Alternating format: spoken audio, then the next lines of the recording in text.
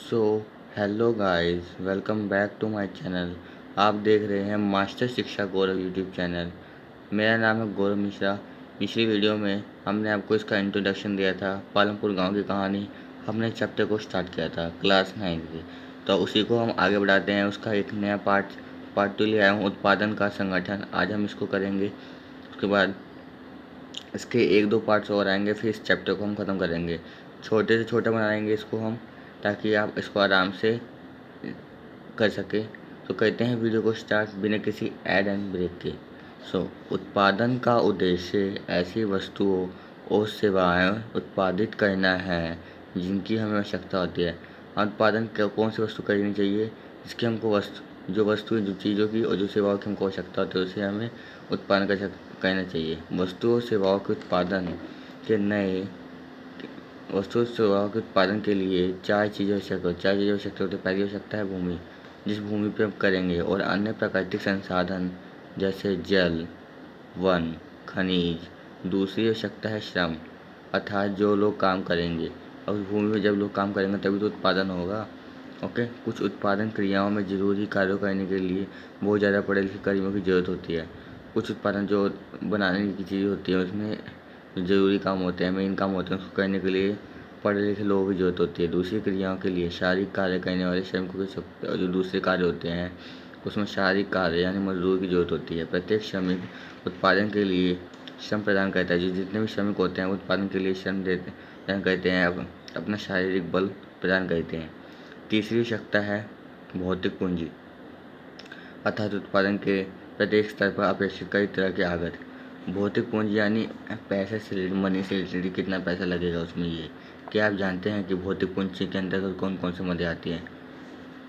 औजार, मशीन, भवन। औजार खरीदेंगे पैसे से, मशीन, भवन। औजार और मशीन में अत्यंत साधारण औजार जैसे किसान का हल से लेकर परीक्षक मशीनें जैसे जनरेटर, टरबाइन, कंप्यूटर आदि आते हैं। उसमें कौन कौन से जनरेटर आता है, टरबाइन आता है, कंप्यूटर आता है आदि। औजारों, मशीनों और भवनों को उत्पादन में कई वर्षों तक प्रयोग होता है, उन्हें स्थायी पूंजी कहा जाता है। जो औजार, मशीनें और भवन होते हैं, उनका उपयोग कई वर्षों तक किया जा सकता है। आराम से उनका उपयोग बहुत बार कर सकते हैं, और इसे हम क्या कहते हैं, इन सबको हम स्थायी पूंजी भी हम कहा जाता है। तो और अगला, कच्चा माल और नगद मुद्रा। उत्पादन में कई प्रकार के कच्चे माल की आवश्यकता होती है, जैसे बुनकर द्वारा प्रयोग किया जाने वाला सूत और कुम्हारों द्वारा प्रयोग में लाई जाने वाली मिट्टी। बुनकर द्वारा प्रयोग में लाने जाने वाले बुनकर क्या है, सूत का उपयोग करता है। कुम्हार क्या इसका उपयोग करता है, मिट्टी का उपयोग करता है मटका बनाने के लिए। उत्पादन के दौरान भुगतान करने तथा जरूरी माल खरीदने के लिए कुछ पैसों की आवश्यकता होती है।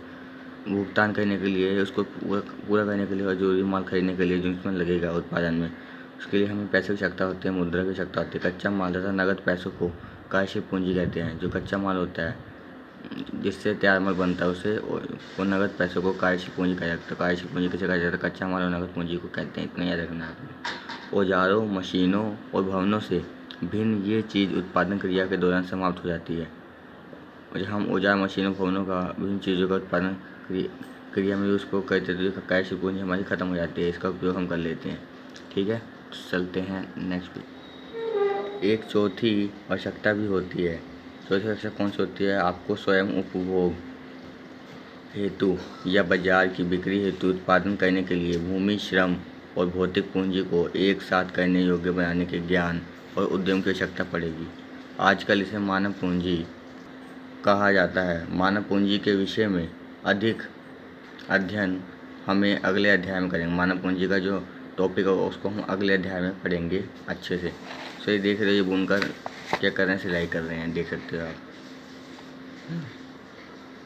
दिख रहा होगा आप सभी को, देखिए। थोड़ा कैमरा को जूम कर देता हूँ, देख रहे। ओके, चलते हैं नीचे। चित्र 1.2 में कारखाने, भारी मशीनें और कार्य करते हुए श्रमिक।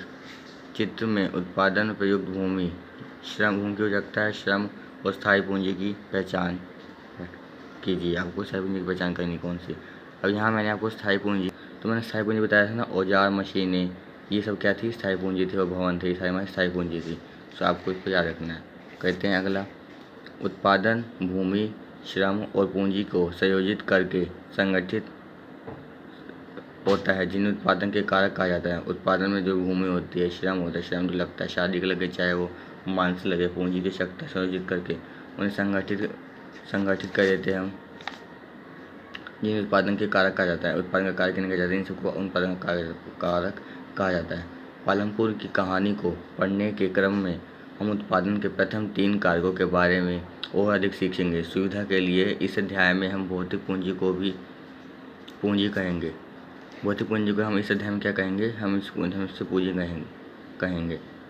सो मैं इस वीडियो को यहीं तक रखता हूँ। नेक्स्ट वीडियो में करेंगे हम इसका एक और नया पार्ट, पालमपुर की खेती से हम स्टार्ट करेंगे।